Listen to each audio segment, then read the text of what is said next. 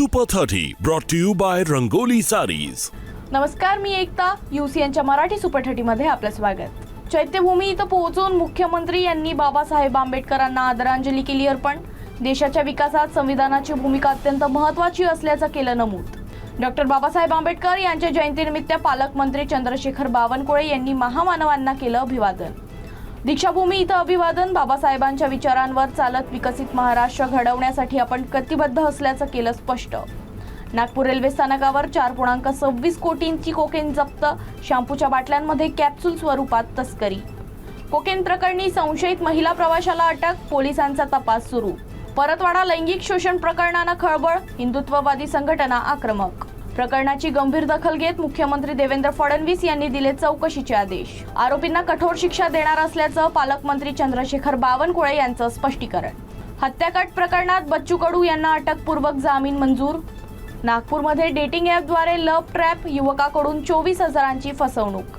बारमध्ये बोलावून धमकी देत जबरदस्तीनं पैसे उकळल्याची घटना। QR कोडद्वारे फसवणूक करणाऱ्या टोळीवर पोलिसांचा शिकंजा।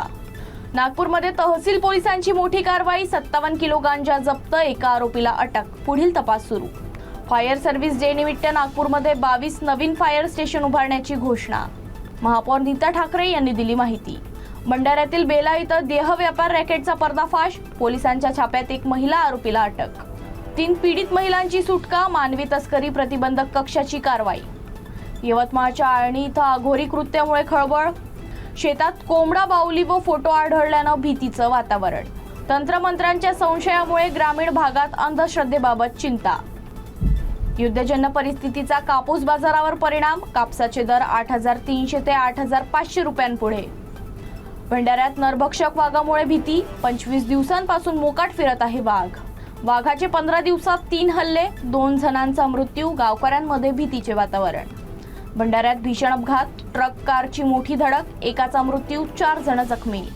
बेलगाव जवळ रात्री उशिरा घडला अपघात। जखमींवर जिल्हा रुग्णालयात उपचार सुरू। नागभीड इथं करंट लागून महिलेचा मृत्यू। कुटुंबावर शोककळा। अकोल्यात ठेकेदारांच्या कामावरून वाद। प्रशासन विरुद्ध नगरसेवक आमोरासामोर। अकोल्यात 13 पोलिसांना उपनिरीक्षकपदी पदोन्नती। दारवा इथं टँकर खाली चालकाचा मृत्यू।